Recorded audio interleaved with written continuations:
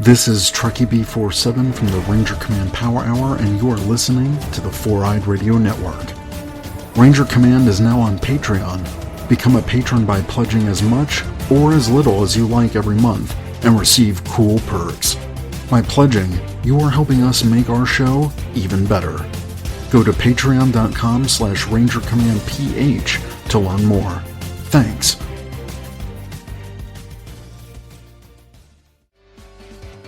Hey there, Eric here from Socially Awkward Studios, and this Four-Eyed Radio presentation is being proudly brought to you by Raven Designs, illustration and design that fit your personality.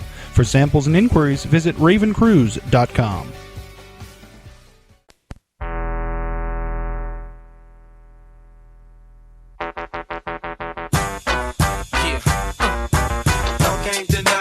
I'm a fucking rider. You don't wanna fuck with me. Yeah. Got skills in the trunk with me. Okay. Switching lanes to a buck with me. That's right. Y'all can't deny it. I'm a fucking rider. You don't wanna bang with me. Yeah. And you know I brought my gang with me. Okay. Niggas trip, I got my thing with me. Yo, if they want it, cowards get it. They still wonder how I did it. Now y'all with it. These niggas see how I spit it. These bitches see how I kid it. You can hear my Cooper block away. Bitches be yelling, let me ride like they snooping Dr. Dre. I keep spitting, them clips cocked on the calicos. Keep shitting with zip blocks to that Cali dro. Keep hitting, and shit blocks for that Cali dough. Keep getting my tip rocked by them Cali hoes. It's William Bonnie, still them mommies. Dance closely, even though they feel them limeys. I ain't trying to send police to your arrest.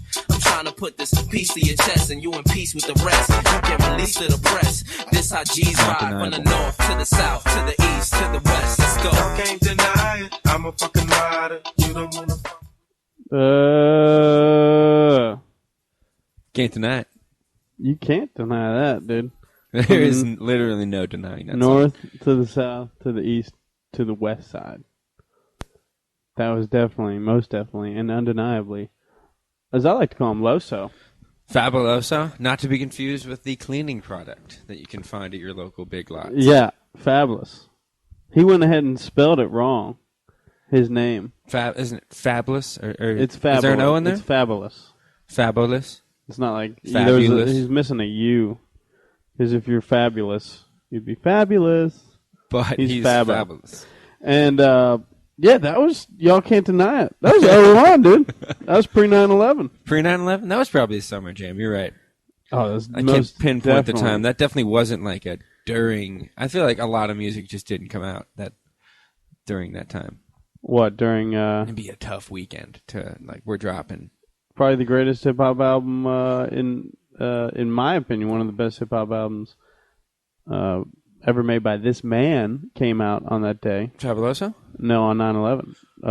Jay-Z's Blueprint album. Ooh, okay. Actually came out day up. It was a Tuesday. That's a record drop day. It affected some sales initially, but in hindsight, that was also an album that introduced the world to such producers as Just Blaze and Kanye West. Huh? Formative album, then. Yeah. One of the more important albums of the next 15 years. Important day for many reasons. I'll yes, agree. But I think that that Fabuloso was Fab. Fab was killing it for a couple, about 5-6 years. Yeah, there was a time in my life I remember thinking the line, "What kind of weed you be smoking? What kind of drinks you be sipping?" To think of you dipping would have me with the blues so hard you would think I was tripping. That is, you know what I mean? Yeah, that's off the Real Talk album. That made me feel some type of way. Well, he early on he linked up with an individual by the name of DJ Clue, and it just flew from there. Remember those mixtapes? They were hot. DJ Clue was doing it. And then wasn't he like all over the front of the track like DJ Clue? Mm-hmm. They all DJ were. Clue exclusive. DJ Clue exclusive. But you knew it was about to be a banger. DJ Clue was on it. Oh, yeah. He was killing it for about 5-6 years. You got to wonder where his whereabouts are at. I know Loso's still kind of putting it down a little bit. Yeah. You kind of didn't see that coming, though? I didn't think that was going to last. Fab? Yeah. Yeah, he didn't have the staying power, but he had hits. He had the slick talk. He was doing it right when Jay-Z had defined the slick talk going into the late 99s. Biggie defined it. Jay-Z mastered it. And Loso was kind of jumping on the It was that slick talk that, and then Lil Wayne. Have me with the blues so hard. Lil Wayne then took it to a whole different level. Stratosphere. But I always think, speaking of hip hop, you obviously know I'm a fan. I always can't wait till I have kids. I want to raise them to be like really selective and kind of snobby with their hip hop taste. I think any child of yours will be very selective. Very selective. But I also a little snobby when it comes to that. Right. I want them to like good stuff, and I want them to like categorize certain things as good hip hop. But I can't wait to also sit them down and say, you know, everything I just taught you about hip hop. Those rules go out the window when you're listening to early Fab. Early Fab. Because, you know, he threw the rules out the window. He threw the rules out the window, yeah. And because he was just so good for a little bit. Fabulous. That So Into You song was terrific. Oh. The video was great. Who's doing that now? Nobody's really doing... You know who does those kind of hits, I guess he would maybe be doing, is like maybe the Pitbulls of the world or something like that. Not really, though. He was doing it smooth. He was doing, yeah. It was, you know what it was? It was at the end of when R&B was still kind of a thing, but it had just linked into, R&B started linking into hip-hop. Right. And now we don't know where R&B is anymore. Fabulous, man. Fab, yeah. Fab still respected R&B. Say what you will. He tried to resurrect R&B one hit at a time. That was definitely, I think, for us, I was 16, 18 when that was high school jams. Those high school jams. Yeah. Sure. Not really saying much intellectually. You know what I mean? That was right when people. But a nice beat and some hilarious lyrics, some smooth shit. He would surprise you for sure. Yeah. And then I just remember he was really big when all of my friends and myself, we all got our driver's license. And then that was like the albums. Street Dreams 03. Really busted some people's heads open. It is funny I mean? to think that you might be rolling into a party like, dog, do you have Street Dreams right now? Do you have Street Dreams? Oh, it's yeah. in the car. And then do you want to go sit in my car for a while and listen? You don't have Street Dreams? You haven't even heard Street Dreams? Let's go to my car. Yes, you can bring that joint. And then he came out with Breathe, and people were like, this motherfucker's really doing it. I think that's when I moved here. No. I do remember you being a huge fan of that song. That was 04. That was still when I was in high school. Breathe. I have not bought a Fabolous album since then, but I have thought about him constantly. Welcome to the Brothers Turner. Constantly. I think about him constantly round the clock. All the time. Welcome to the Brothers Turner. This is episode 39. Yeah, is that right? Because we were talking about Pete Harnish quite a bit last week. Yeah, we were. Episode 39, is that Aaron Harang? Wow, the orangutan. I was a big guy. You know what? I'll back him. Innings eater. That's what he was. You need 200 plus? Gotcha. For 5 years? I'm over here. Top rotation guy? You need a guy that you're looking at. Every 5 days, a stopper? Yeah. Who does he look? He looks like a monkey, though. He looks like it. Yeah, he got the nickname Harangutan. Aaron Harang. Not a lot of good number 39s. A couple of running backs. Of the dome. We're going to miss a couple. We got a fact checker, though. Yeah, I can't think of too many important 39s in my life. Other than Aaron Harang really hit it. He was very important. 39 is not a number you see in basketball. Not never. 39. You see maybe some running backs. I know there was somebody who was 39 not long ago. But either way, Aaron Harang, I think we've decided already is the most important number 39 there's ever been. But episode 39, we're in the building. The week that was, I think that we'd behoove ourselves if we didn't bring up that my favorite movie, I think one of your favorite movies of the year. This is my favorite movie of the year. Took It Home, baby. For a picture of the Oscars. best picture of the year, yeah, Birdman. The Academy Awards were Sunday. Did you watch? Did you just catch some clips? We were at a show. You know where I was. I know. But I was Hulu'd. I had Hulu'd. I have not seen. I've seen I saw the Common and John Legend performance. Mm-hmm. Whoa, that was nice. Didn't think Chris Pine needed to cry. Did he cry? I did. I crying like actually a baby, didn't see that. And also, like he cried, but he had ample time to wipe the tears. Let him you flow. Keep the tears. Yeah, I think that's an intentional move. That's a power move. He's an actor, right? He knows how to control those emotions. Yeah. I mean, first of all, it was an awesome. That was a cool performance. Obviously, I love Common and John Legend.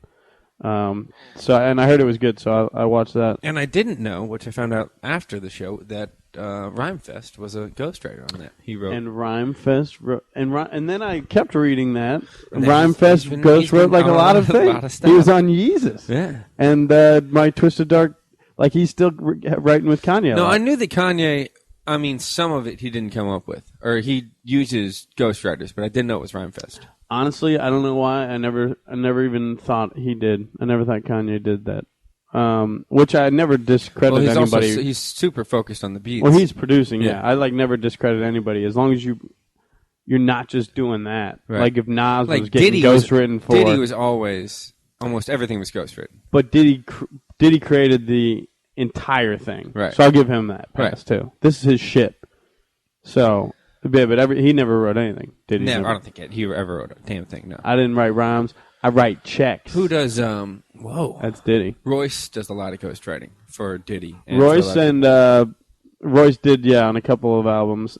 Joe Budden made a career of ghostwriting for a lot of those years when people didn't know what he was doing because he was dealing with a bunch of shit. He was ghostwriting for money. I wonder how much you get paid ghostwriting. He did he did well enough to... I'm sure he was doing fine. Yeah, you can. I'm sure you can. I've thought of a ghostwriting career, maybe. You should be a ghostwriter. Yeah. I've always told you that. Remember the show Ghost Rider? Ghost Rider? Ghost Rider. Oh, remember with the chick. Yeah, I do remember that. That was a good show.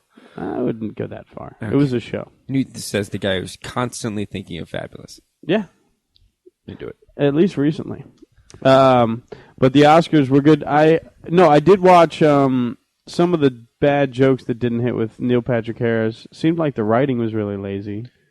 I like NPH though. He did the music stuff, and that was good. That was great. The very opening was like pretty. He's impressive. Yeah. He's an entertainer for sure. He's a performer. Also a doctor when he was a teenager. That was fictional. No. He was a doctor. You can stick with that? Doogie Howser, man. Yeah. You Yeah. think that? Okay. I'm gonna ride that out. He could host again. I think that they just didn't want to make fun of people that much this year or something.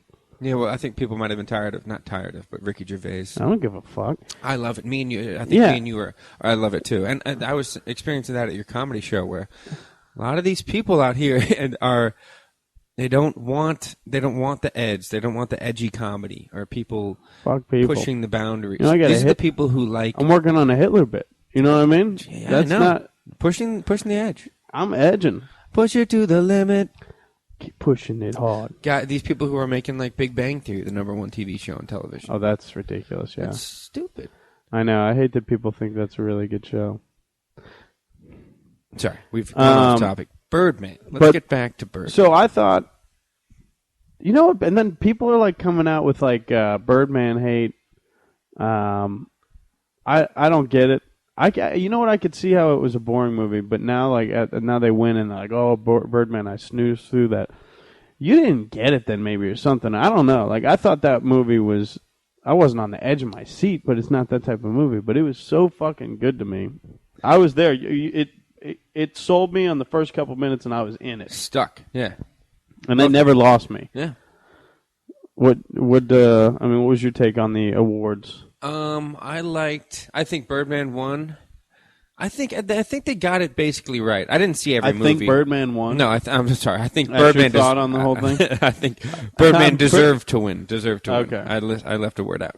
But I think they got it right. I didn't see every movie, but I did not see every movie either. I didn't see every movie, but I always think I didn't see Theory of Everything. And he won Best Actor. I can't remember his name right now, but Eddie Redmayne. But I mean, the physical stuff you do forget. I mean, just to take on a role like that would be insane to play Stephen Hawking. And apparently he did a hell of a job. But it is a love story, which is kind of, come on. I'm not into it. Yeah, I will sit here and say I did not see the film. I didn't either. But I'm judging it. I thought Keaton was so good. I know. I thought Keaton was I thought he was the best. That was some of the best acting I've seen in a movie. Not only this year, but in like the past. And you know what? I think it might 3, also 4 be a years. situation where people might not be. I'm a big Michael Keaton fan, and I'm not making that up. I really like Multiplicity. Well, I think everybody likes Michael Keaton. I love though. Michael Keaton. Hollywood likes Michael Keaton. That's why I thought he could win. I loved him as Batman. I really did, and I loved Christian Bale as Batman. But I loved Michael Keaton as Batman. Yeah. Those two different Batmans. I never even totally different Batmans. But I loved him as Batman, and to I guess remember thinking of him that way, literally as Batman, and now seeing Birdman. And I don't know. I was sucked in. I really was. I kept thinking during the whole movie. It had me thinking, just like, this is crazy. Like, this is kind of like really Michael Keaton putting his soul out there.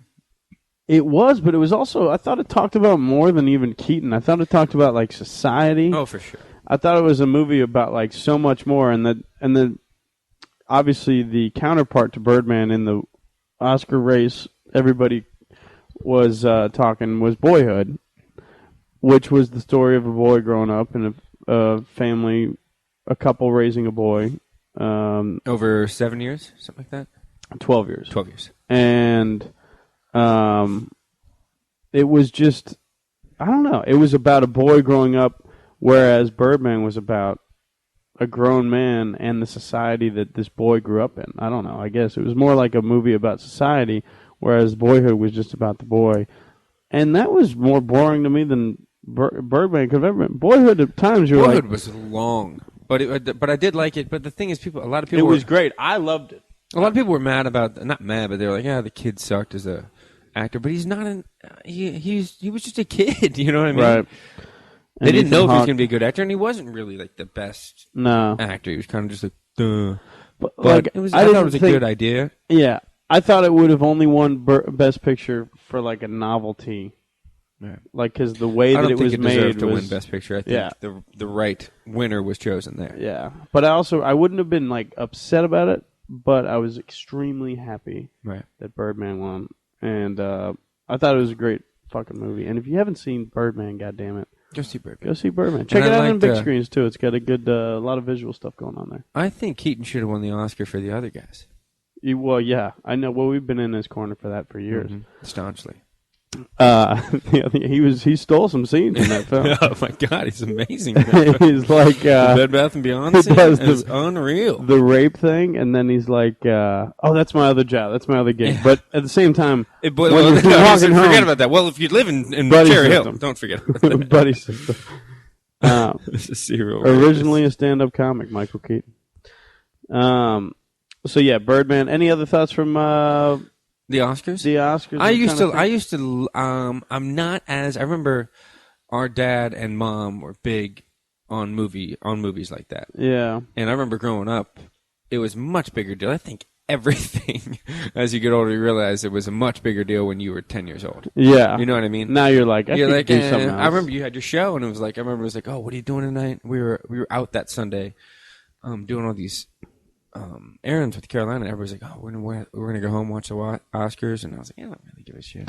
I mean, whatever's gonna happen is gonna happen. Also, with how media is accessed You can find out now, what's going you on. don't have to watch it live, Right. which is nice. So that does change things significantly, because back then it was like you're watching the fucking Oscars. Everybody's watching Yeah. the Oscars. So that is different, but yeah, I sometimes you just don't watch it. What was the thing I was just thinking was they did omit. That was where they omitted like Joan Rivers from the memorial. That doesn't make sense to me. How That's do you not fucked let up. that go? Yeah, or she was such a Like huge she part was of the Oscars, and the red carpet special. They're acting like she wasn't. That was like of the entire Oscar experience. That was almost one of the more talked about aspects of the Oscars, right? Like the fashion aspect of it, and she defined that. I think that's so disrespectful. Fucking. And how do you forget? You know what I mean? If somebody says comedians like, get "Oh, no my bad," comedians get no respect. Wasn't Robin Williams was? No, he was in there. Was he? Definitely in there. Okay. Yeah. Did you watch it? He's Because in somebody there. was saying that. No, I just don't think he was the last person. You know how they normally show. yeah, because he should have had a thing. You know, they normally show that one person for long, or the last. Oh, maybe that's what it I don't was. think Okay. he was the last, but I don't know who the last one was. Okay, yeah, because I didn't watch the In Memoriam, but I know that Joan Rivers was not. It's in hard. Remember watching that? And then Was you, Harold you Ramis in it? forget that you. I didn't see it. I I didn't know. see that. We part got to of it. check this out. We're just talking shit about things we don't know about. Fuck these guys, man. We That's got what to we're take good a at, stand. man. Did you see it? No, I The didn't. Brothers Turner, dude. we're starting a trending topic here. But yeah, so that's the Oscars. What else is going on in the world? We've got I did the thing we were talking about Sunday. I was at a comedy show. I did a little contest. I think we talked about it last week. Yeah, I was going to be in you invited Arizona's some people funniest out for sure. Yeah. contest, and I invited all you guys out there to listen, and none of you came except for John here. Yeah. Thanks, though. And Carolina I'm came. No, I'm kidding. Yeah, there were Radish was there. no, there were people out. I kid, but yeah, it was Arizona's funniest. It was a comedy contest, and nothing makes you feel worse about your comedy than losing in a comedy contest to a dude that. One of the guys that moved on wrote a joke about how Kanye West and Kim Kardashian's child is named Northwest. Does that make Kim Kardashian's pussy the Northwest Passage? Are you serious? That's who I lost to. And that's tough. But I got disqualified because I ran over time a little bit. Yeah, I think you had it. Had you not gone? I had the best. I think, yeah, it's all fucked up. I hate being too braggadocious, but I had the best, at least the biggest laugh of the night from a shitty schmitty joke I do. You did. You held it. And then it was great. And I did probably do one of the best, and I didn't fucking move on because I got disqualified. But I guess what I'm trying to explain to all of you is if you ever put your heart and soul into something and you really work hard at it and you put it out there in front of people to judge it, and they tell you that you're not the best, just know that it's one of the worst things you can experience in your life. No, I remember. It's so personal. It's so deeply personal because everything that I did was like, this is all me. Created this. What do you guys think? What do you guys think? These guys are better than you. This guy with the hair, and sometimes it's just, I don't know. I know. Comedy is brutal. I've been watching you do it for so long that I used to, try and, kind of. There's not a lot to really say. And I know that you know that I love you and that it's brutal. That I want you to do well, but I mean, seeing you go from highs and lows, it's like that hurts though. Oh, it hurts so bad. You should have won that one. And then well, it's on me. But I got home and you could just tell you were. There's nothing to say. You're down and out. Yeah. So that happened. So don't do comedy competitions. Don't put your art in front of subjective audiences in order to judge. Don't ever do it. That's the way I felt though. Is that crowd was the Big Bang Theory crowd? They were laughing at stuff. Right. Honestly, I feel like our crew. Maybe we're just morons, but the people we were there with. I was there with Carolina and a couple of other of our friends. And when people were laughing, we're literally looking around at each other. Like, what are you laughing at? What are you laughing at? Yeah. This is not funny. None of it was. Oh yeah, there were some horrible people on that show. But also, and I should reiterate, I did do really well, actually. There was a contest, and you got to do 5 minutes, and I did 6, and then I'm out. So, what are you going to do? You go home, you listen to Man in the Mirror, and you bounce back. Gonna make a change. You bounce back. I got up, did 12 minutes last night in front of 12 people. It was great. Maybe that's your forte. 12 minutes. Or 12 minutes and 12 people. That's it. That's all I need. But that's where I'm at. But speaking of 12 minutes, how about these 15-minute quarters? Or they're 12-minute quarters in the NBA, right? Yeah. 12-minute quarters. I was right the first time. Yeah, you were. How do you feel about Derrick Rose? Oh, my God. Are they cutting these quarters down, dude? First of all, that is actually a topic in the NBA. They're thinking about going to 11 minutes. No way. They talked about it, yeah. Is it all a time thing now? You can't step out of the box in baseball? I kind of like the box thing. I'll get that. Yeah. I'm with that. Yeah, it's all for TV. But the NBA is pretty perfect. It's only a 2-hour game. I think it's about injuries. You cut 4 minutes off. People are playing 4 minutes. So if you cut 4 minutes off of a game whole season for 82, then you're cutting a lot of minutes off somebody's legs. And that is true. You're cutting people's legs off. How do you think Kobe feels about that? Kobe feels... Wait until he's 40 to say... Hey, Kobe's old school. Kobe doesn't give a fuck. Hasn't he played, like... I don't even know what the math is, but the amount of playoff minutes he played after the regular season. He's been in the playoffs, 15 of his 17 years? You're probably up there.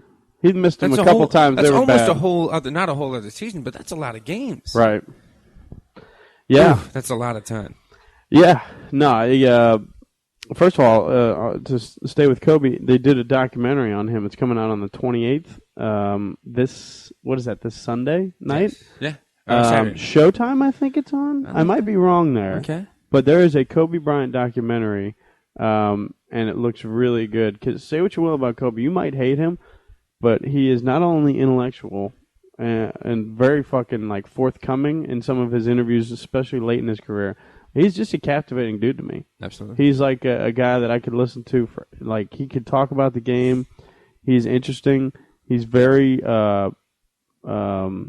very open about things at this point in his career. He doesn't give a fuck. I like that in these last couple of years, he's really opened up. And I love the guy. First of all, I like him. I used to hate him when I first moved here. I think you remember. Yeah. I hated him. And yeah.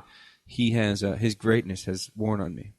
I think we both appreciate greatness. Guy's amazing. And people always say, I think I've probably brought this up on the podcast before, but people are always like, oh, well, but he's not Jordan, and all that shit. And you know what? Not. He'll probably go down as, you could argue Kobe Bryant's in the top 5 greatest players of all time.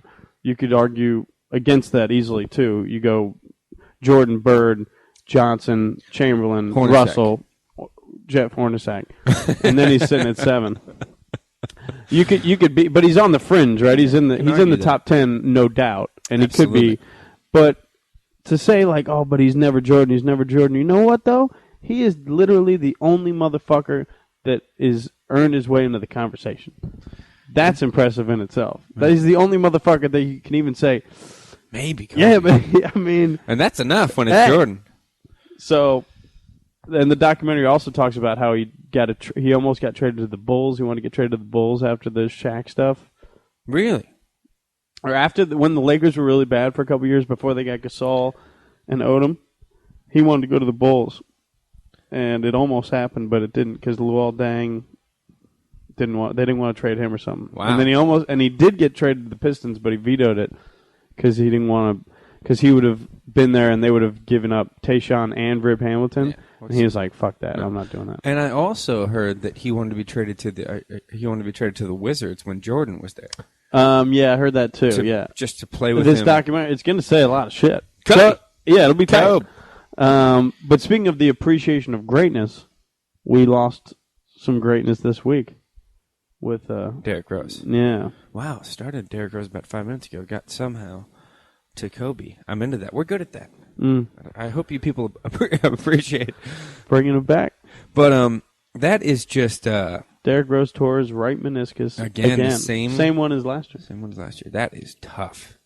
And Chicago had a bad sports injury day. They lost Patrick Kane for 6 to 10 weeks. Right. I'm not going to sit here and act like I care about hockey, but that sucks. They were going to play Patrick Kane because I know they're good enough to win the championship this year. He might be the best player in the definitely the best player on his team. I think he's the best player for Chicago. He leads the league in goals right now. I think he leads. I'm not going to sit. No, he leads the world in assists. Leads the world in basketball. Beers drank ever. No, I think that's LeBron James. He fucked Alicia Cuthbert. The girl next door. Yeah, and 24. Jack Bauer's daughter. Did he? I don't know. Probably. Yeah, who gives a shit? Yeah. He probably did. If she didn't fuck him, then she's the problem. Exactly. Then she's the ISIS. Now we have 24 hours to figure out if that actually happened. But either way, today was a cold day in Chicago. Yeah. You know what I mean? And I feel bad because two championship opportunities just went out the window. The Derrick Rose thing is just sad. It really is. Who knows? I hope that he can come back and be. I don't think he'll ever be what he was in 2011 or 2010 when he won the MVP. 2010, yeah, I think it was. Ever. He will never, ever be that. But yeah, something came up on my time hop this week of me posting. It was this week, 4 years ago. You know Time Hop? I do. Is if you don't know what Time Hop is, it's an app where it tells you like your social media posts from this day, X amount of years ago. From right. The past, also, whatever. Poll Disco. I'd like to Disco. I'd like to say that. And I had a Time Hop pop up this past week, and it was me saying in 2010, there's literally nobody playing better in the NBA than Derrick Rose right now, and it's not even a question. Like, it's not even a conversation. And I remember that was bold at the time, but he ended up winning the MVP, and we had the NBA package that year, and I was watching.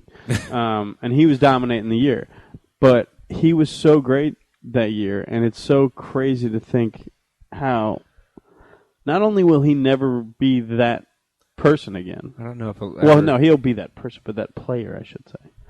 But, man, he might turn into a two-guard just shooting jumpers. It's tough. Or something.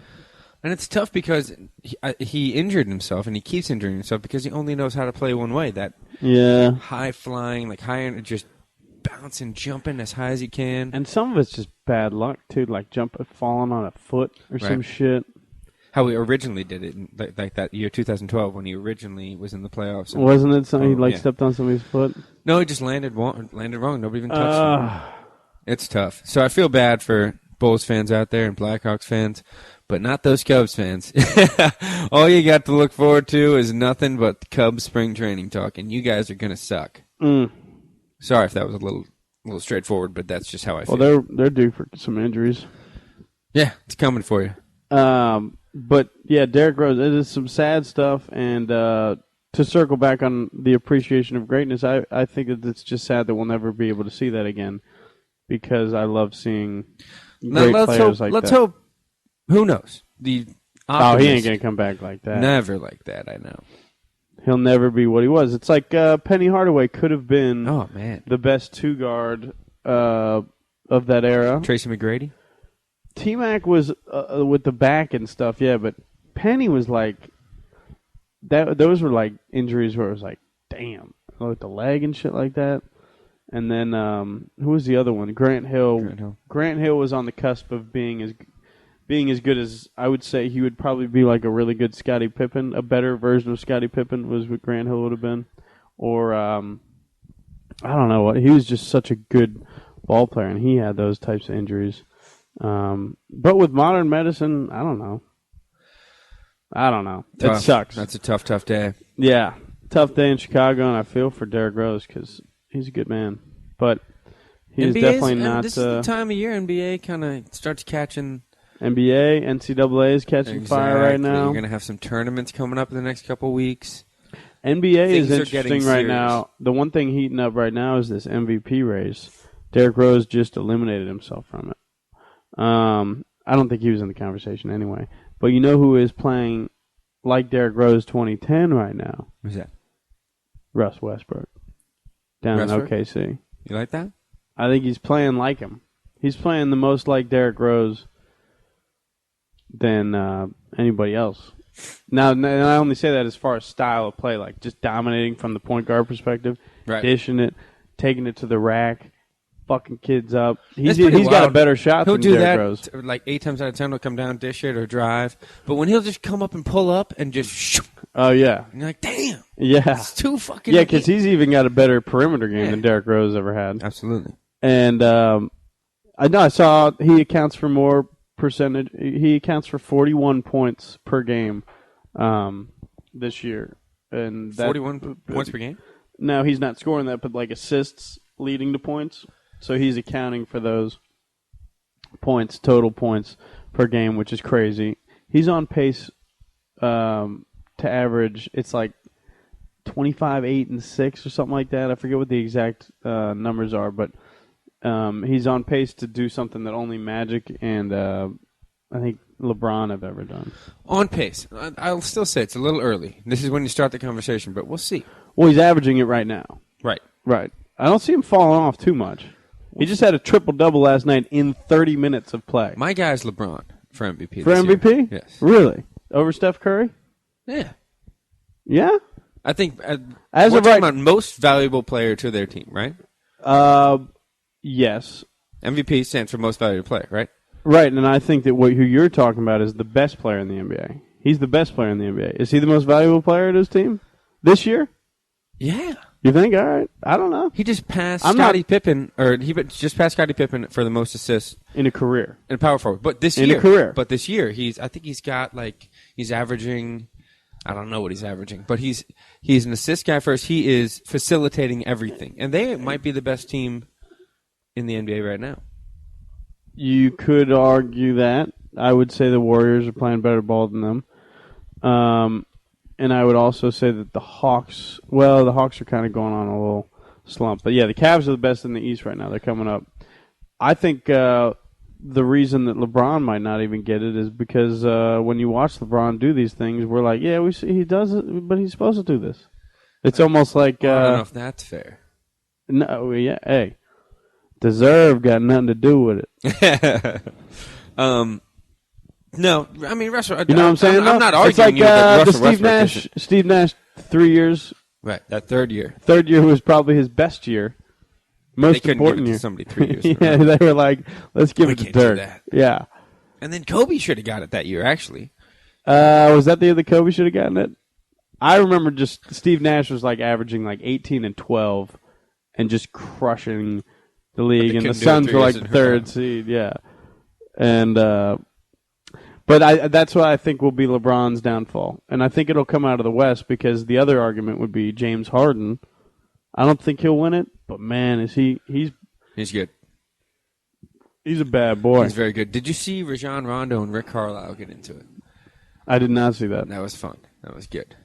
What So, happened? Rick Carlisle's had Jim a Carrey? history of kind of a history of not or disagreeing with point guards because he likes to call plays. Carlisle likes to, as you're coming up, I'll call the play. Oh, really? And Jason I Kidd didn't had know a that. problem with it, and of course they made that work for a championship.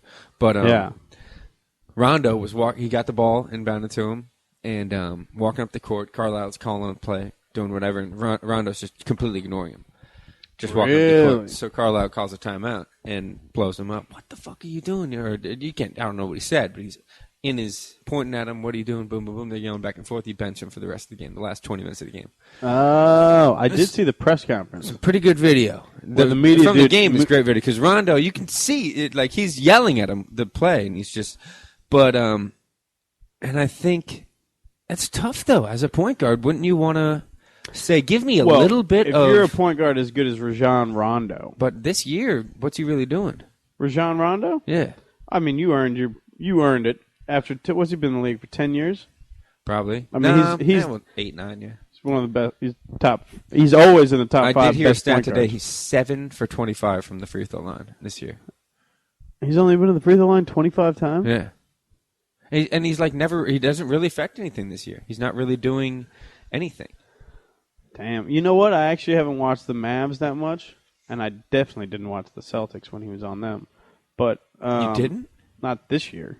Oh, I mean, okay. oh yeah. I was gonna say, I mean, Jesus. oh no, that was when to watch him. Do you even know? Do you even know? I didn't No, watch like- the Celtics then. They sucked. No. Like this year, so I don't know how he's playing. Yeah, over the years, obviously, he's like one of my favorite dudes to watch. But Pat TP, shout out your guy.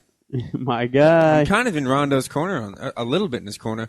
The fact that Carlisle, hey, Yeah. let me Calm it call down, a yeah. couple things here. Yeah, but you also can't. If that's the way it goes, that's the way it goes. He's the coach. I mean, he has been there for a championship. Rick Carlisle has won a championship, Rajon Rondo won a championship. and Rajon Rondo has too. But I'm And saying, he was. Remember that year they won? Rajon Rondo. He was out of control. That Oh yeah. playoff season. Well, I that mean, he playoff had a series. nice supporting cast too. But but didn't yeah, he he have was- 47 points in the He had game a seven? couple of triple doubles, I think, in the. In the finals. Yeah, he was really good. Yeah, he can. He's got game, man. I actually think Dallas is a sneaky team. I don't think they're going to get to the Western Conference Finals, but they're Had he sneaky, gone to Big State, actually, sneaky I good think that team. his dad could have got out early on parole. Who's that? Had he gone to Big State, Big State. his dad was due to get out early on parole. Jesus Shuttlesworth. Yeah. But he, yeah, the Mavericks are a sneaky good team. My favorite moves of the craziest trade deadline in the history of trade deadlines was the OKC Thunder. You like that? I loved it. They got Enes Kanter. I'm a big Enes Kanter guy. You know that Are about you? me. I don't think I've ever heard you say his name. No, I haven't. But I liked his game. I always used to watch the Jazz the past couple years. They were. Come on, you've been saying this the past couple I years. know. You used to watch the Jazz. I watched the Jazz like Come in the on. dude. I keep an eye on them. They played a good. I've been here the past couple of years. When we had the NBA package, you were not around, and I Was watching the Jazz. liked the Jazz. I liked how the Jazz played ball like a couple years there. Draymond Green, and dude. Kanter was on the squad, and you could see he had some game, but he wasn't open. So it's just tough for me to believe that you're watching the Not Jazz anymore. and you're like, Talking about Enes Kanter. I'm sorry, what's his name? Enes Kanter. Enes Kanter. You're like, Or Ennis, maybe? You're like, this guy's it. I hope he gets traded to the No, Thunder. but you could tell. I'm just talking about inside game with some offensive potential, which is a rarity and something that you don't see in the NBA anymore. Everybody knows you're a big man. Jazz boozer guy. That's you. I'm a big Jazz boozer guy. I'm a Gordon Hayward guy now. Such a big. I like Gordon Hayward. I like Gordon Hayward quite a bit. Perfect in Utah. I think he's a great He's white. two-guard. He looks Mormon. He's not Mormon, but he can play that part like the white. Well, he looks like a dude that went to BYU, but he didn't. Right? You think he did in your mind. You're like, oh, he went to BYU. He went to Butler. He went to BU. Yeah. And he almost beat Duke. But it was that Duke that they almost it was beat? Duke. Yeah. That ball hit the rim. I know. He almost. That would have been crazy. That would have been the That was crazy. a great national championship game. I remember watching that in its entirety, being like, "This is fucking." That would have been like. That would have been Butler crazy. versus Duke. That was a really good game. Yeah. But yeah, big Jazz fan. Yeah. Past couple But no, years. they also really got, paying they got attention to those regular Cantor. season They games. got DJ Augustine as a Power backup through. point guard. Power through. They got who they get? They got a 3-point shooter that was good too. But they had some sneaky good moves, and they got their squad is looking nice moving forward. And you got the MVP Russell Westbrook potentially MVP moving forward and just playing out of his fucking mind. And so I don't know. I think that they could be good if they get a 6 or 7 seed. I wouldn't want to fucking play them because the Suns are falling apart. Now the Thunder in the 8th seed for sure. Suns. They won or they play tomorrow. They did win. They just beat won the Nuggets? tonight. Yeah. Okay, good. When we're recording this on a Wednesday, and the Suns did pull off a victory. Bearcats won too. Yes. Yeah, NCAA. You been watching NCAA? I've been watching. Who you liking this year? This year, well, Kentucky has been very impressive. I will say that. Is Kentucky not like... Kentucky's... Wouldn't you put... Have you watched a couple of games? Because they're... all my money on them going undefeated. Like, as crazy as Really? that sounds. Oh, they're so good. But when it gets They're down so to these good. last couple games, that's when you're fucking coming for them. But they play with the pressure of going undefeated, right? Like, they talk about that. Now, I know he doesn't hype it. Like, Cal wouldn't hype that, but, like, you know he's talking about, like, you want to go undefeated? You want to be remembered as a Kentucky team? Cal's great. And he's got the Harrison brothers? The Harrisons? I thought you were gonna say he's got the hair of a champion, and he does. He does. Coach Cal, Yeah, of also an Italian man. the Harrison twins are the 1 and 2 starting Yes, guards. and they were there last year.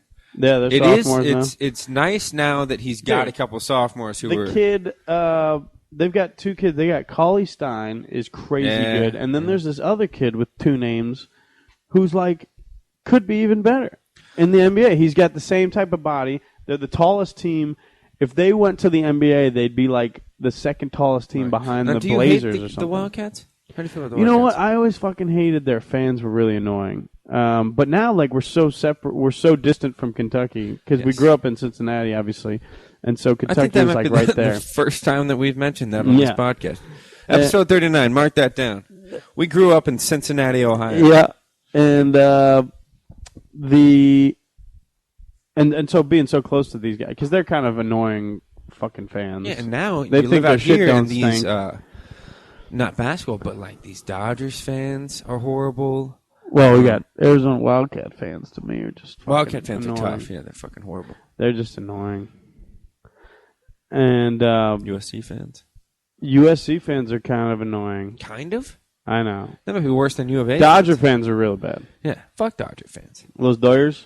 Dodger fans are bad. I've hated the Dodgers for a long time, but we were so far away from them, you didn't really experience. Yeah. But these Dodgers fans, you got to get the fuck out of here. Yeah, they're tough. You know who's not that bad and they could be worse as Giants fans? I don't mind that much.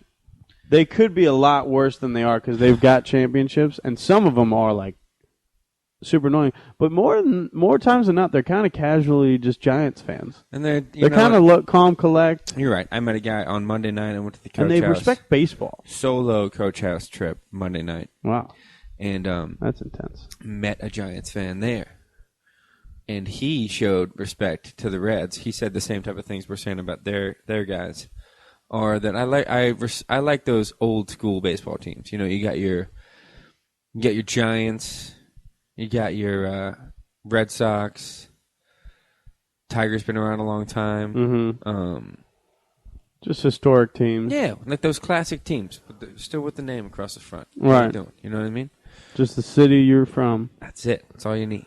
Yeah. I don't need any flashy bullshit. Yeah. But fuck the Giants at the same time. Yeah. I mean, I agree. I don't like what they've done to the Reds. But that was 2010. 2012. 2010. Giants? Wasn't it? No, that was the Phillies in 2010. Oh, was it? Yeah, 2012. Fuck. And then 2013 was the Pirates. Jeez, we got to bring this I'm sorry. I don't want to bring that up. But you know who did brought it back for me was, I won't even call him Mr. Mat fucking Latos. Yeah, he's kind of a jackass right now. Why has he got to be an asshole to us now? I think he's just been an asshole all along, and I tolerated him, and I could have dogged him more. No, he's always very immature. Like, what are you talking about? He's always very immature on the mound. What are you doing? Fuck Mat Latos. Always very immature on the mound. Yeah, you could see him. You could see him get angry. And you're like, dude. About like one call, and then all of a sudden the innings to shit. Exactly. Giving up doubles and triples. And then, so he said some things about the Reds organization. He questioned our medical staff. Mainly just the medical staff. What else did he say? No, he talked about the clubhouse. Oh, yeah, that's right. And the leadership things. And leadership, and he said our closer was sleeping until seventh inning. That's fine. No, was he snoozing, you think? I don't know. Who knows? You have to ask the credibility of the source here. I don't like that, but I'm not that opposed to it. Sleeping if you know you're the closer. Yeah, I know you don't need me till at least the 8th. Yeah, hey, am I coming in the 6th? I'm going to sleep till the 6th. I'm not coming in before that, and he's got a point. It checks out. It's sound logic. I don't agree with that if that's true. He shouldn't be sleeping until the 6th inning. Yeah. But he's an asshole, and he's a sworn enemy now. I can't wait to play the Marlins. I know. But my thing is, like, I remember last year he was talking about... got a bat in the NL, Matt. You know what I'm saying? Yeah. Chin music. Get in the box, baby. Get in the box, baby. With Araldis, please, in the 9th. Might bring him in the 1st just to pitch to him. Yeah, Latos will be pinch hitting in the 9th against Araldis. No, I'd like to think that we would bring in Araldis. Start Araldis just to throw at him. I like that. Either way. But I remember last year he was saying all sorts of stuff about how he wanted to start or how they were holding him back. Not holding him back. He didn't say those words, but like, I don't want to go back down to AAA and make another start. I want to get back up there. And then now it's all of a sudden they were rushing him back. It makes no sense. Yeah, fuck it all. But Joey had some nice things to say. I'll tell you who had got me rock hard. Yeah, was Marlon Byrd. I know he did. He had some really nice things. He said, "I'll give you a quote." Need a quote? I'll give you a quote. He should talk about the Florida Marlins. Yeah, should be talking about the damn Marlins. Talk about your own damn team. You ain't here. Oh man, I loved that Marlon Byrd one. Because now spring training is coming up. If you guys can't tell by our excitement about speaking about baseball, but next week we'll have a house guest. Next week we will have a house guest. Pole disco house guest. We will be playing pole disco, and that's not a homoerotic thing at all. Not to say we got a house guest. It won't be nothing but playing pole disco, baby. Us and the boys. No need to bring your pants, baby. And but baseball's coming up next week. It starts. Spring training starts, and I'm just fucking jacked up. That's gonna be good because I think I'm reading now. You start reading about what we're looking like. You're back into the squad. You are on Reds.com so often, and I'll tell you right now. You want to talk about a lineup? I know everybody's looking at us like, oh, the NL Central's looking tough. Oh, you don't want your manager being all up in the videos. Whoa. You heard him saying that? I don't think Brian Price said anything like that. Well, who said that? Oh, you want your manager all up in the videos? Come to death row. Come to death row. I think you're talking about Suge Knight. Wall Jacket, he didn't say that? No, I don't think he said that. You want to play for a team where your manager isn't all up in your videos? Oh, man. I think that I heard that was a quote. That was Marlon Byrd said that. Death row. I think it now. Come to death row. But the Redlegs lineup is looking formidable. Mm-hmm. I'm telling you right now, think about it like this, and I'm leaving out key factors in our lineup. This is how I see it. How you see it? A young William Hamilton, Billy Boy, Hamilton, up on the top, Brandon Phillips, Joseph Daniavato, Marlon Byrd, Jay Bruce. Jay Bruce back in the 5 spot? Marlon, yeah, I guess you're You go right. We'll go right, left, right. Split your lefties. And that's formidable. Now, you could do a lot of different things because there's 2 people I didn't even bring into the equation. A man named Devin Mesoraco Okay, Dad. and the Todd Father. Rocco's Mountain Life. They're sitting at 6 and 7. I know. Or you put Todd up in the 2, but I like Brandon up top. I don't know how you feel about that. I've always I like Brandon up in the 2 hole. I feel comfortable with him in the 4 hole as well. It could be Marlon Byrd in the 2 and Brandon in the 4, Frazier in the 2, Brandon in the 4, and then Byrd in the 6. Joey had some really nice things to say about Brandon the other day or yesterday. Oh, you want me to go up to Brandon Phillips and ask him to be a leader? He's already there, man. He's like, you haven't learned things from Brandon Phillips? You want me to go up to he got him a wonderful Devin? teammate. You want me to go up to Todd? Tell him, hey, be a leader? I'm not going to do that. They're just going to lead. Oh, you're not in the clubhouse. A lot of these people talking, they're not in the plane. They're on the bus. You're never in there. They're not even in the hotel. Joey Votto. Did you masturbate to that article?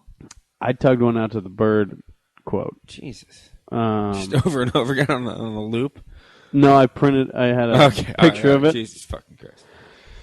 And just looking at the words, though, the words get my rocks off sometimes.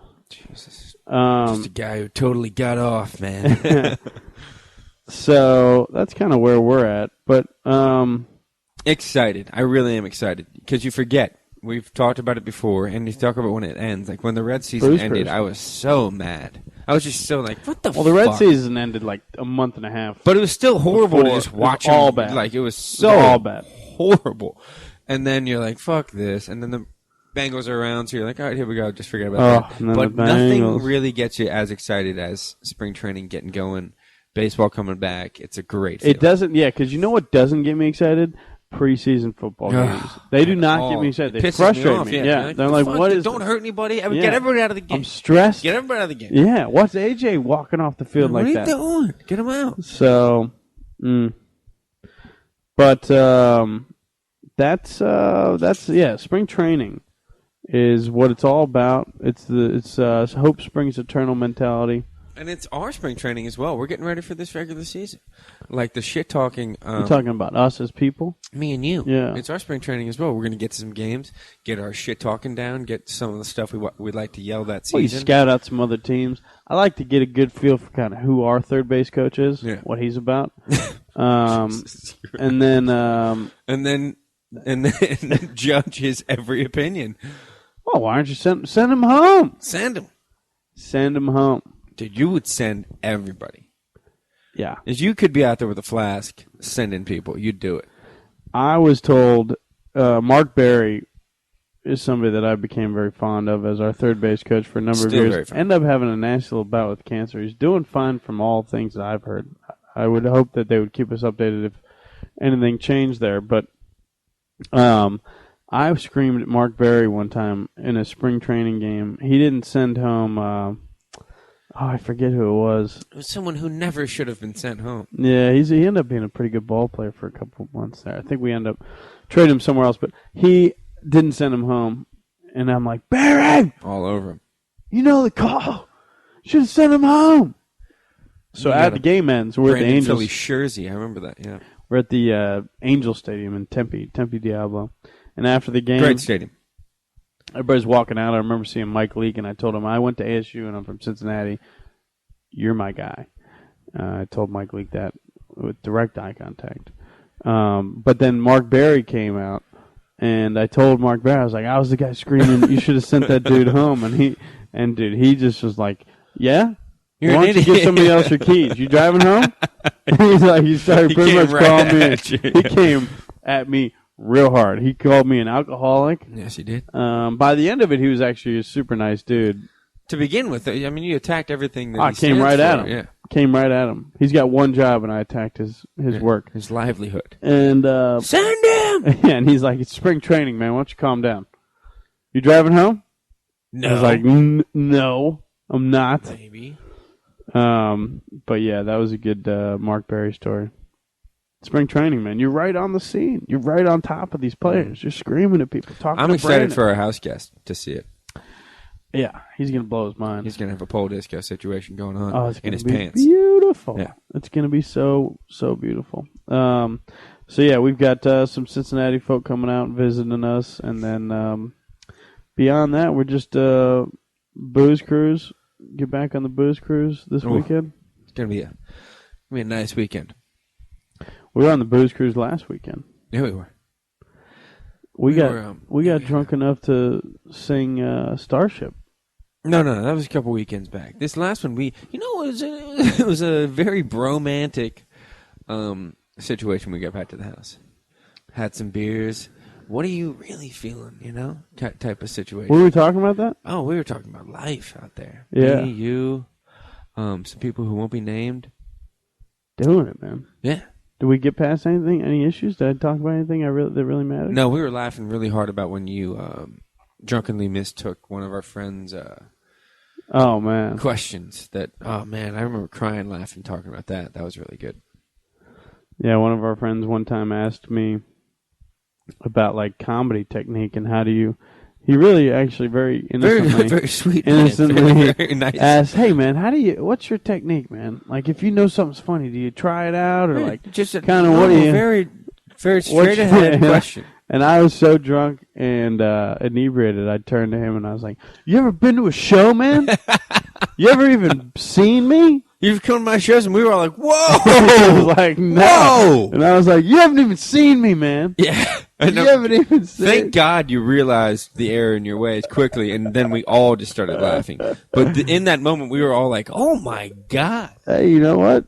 Y'all can't deny it. I'm a fucking rider. Y'all don't want to fuck with me. You know what I mean? So that's kind of where I was at that night. I was feeling some type of way. But that's where we're at. You got any closing thoughts for the week? What's going on this week? What do we have to look forward to this week? Well, spring training is starting on next Tuesday. Yeah. So by the time we talk to you next, eyes on the prize, dude. Yeah. Eyes on the thighs of Mary J. Blige. I'm into that. Yeah, those are my closing thoughts. Eyes on the thighs of Mary J. Blige.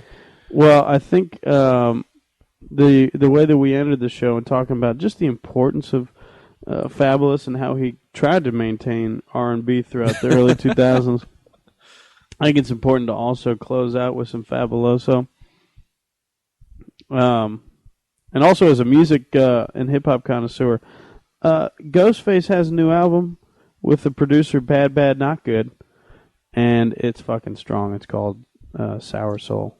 You play some new So stuff? just know. Go for it. Yeah. But I'm just saying, listen to that. But what I'm going to actually hit you with is Loso. We're going to hit you with some Loso. P. Diddy might have been in this. And I think you're going to also hear some Jagged Edge. So, y'all can't deny this. I'm a fucking rider. We will talk to y'all next week. This has been the Brothers Turner, episode 39. God bless. God bless you. Yeah. Yeah. Yeah. Moment they all been waiting for, Playboy. Okay. We here now. Girl, I We in the house now for sure. money, cars, and everything. What? Even Check give this up out. the street. I'm tired of playing games. Anything to have you on my team. Bad shorty, I'ma trade it off. Fabulous Mojo. I assume I'm so into you. Cause even before we hit the bedroom, I was friends with you. If they ask, I ain't gotta say whom. In them interviews, my sweet thing never believed them rumors that been a true. The fact I had numerous friends is true. But you was wifey, could change me to a groom in a minute, boo. Maybe my sense of humor gets into you. But girl, they can make a perfume from the scent of you. I wanna take you where it feel like June and December too. So what you think about Cancun to the winter through? I don't know what the other consumers you been with do. I put a day aside to go to Bloomies and spend with you. Like any other man, I would've zoomed to the clinic too. Now I wanna see if me and my junior's identical. A dude put a wound on the skin of you. I swear to everything that same afternoon and be in you. Feel me? Money, cars, and everything. Even give up a street dream. Anything to have you on my team.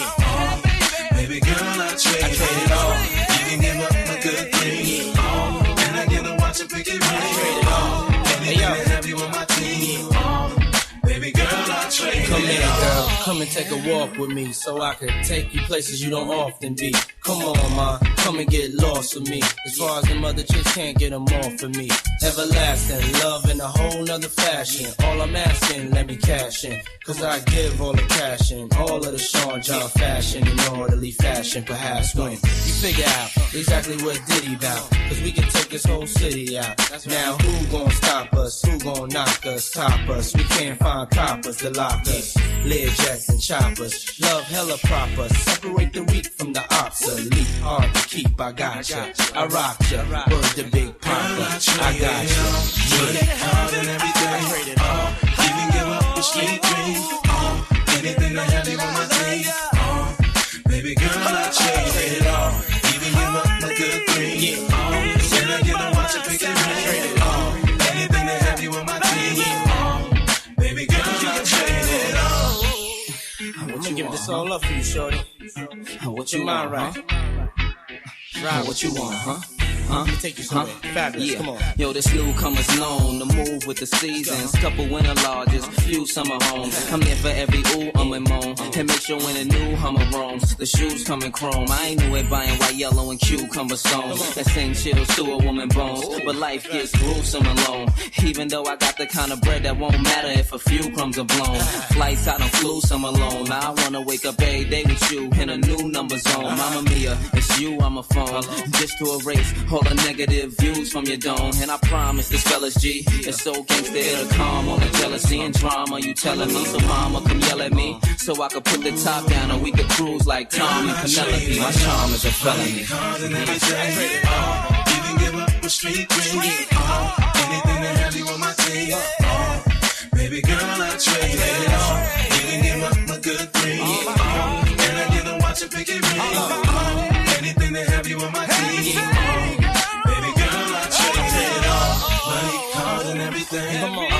Even give up a street dream. Anything to have you on my team. Baby girl, I trade it all. Even give up my good thing. Can I get a watch and pick it ring? Anything to have you on my team. Baby girl, I trade it all. Fabulous. Diddy. Desert Storm. Rock on and rock on. Bad boy. Yeah. Rock on and rock on. DJ Clue. Duro. Rock on and rock on. I trade it all, baby. That's a lot. You work it. Stop playing. Holla at you, boy. Come on, come on. Stop playing, come on, come on. Stop playing, come on, come on. Stop playing, come on, come on. Stop playing, come on, come on. Stop playing, come on.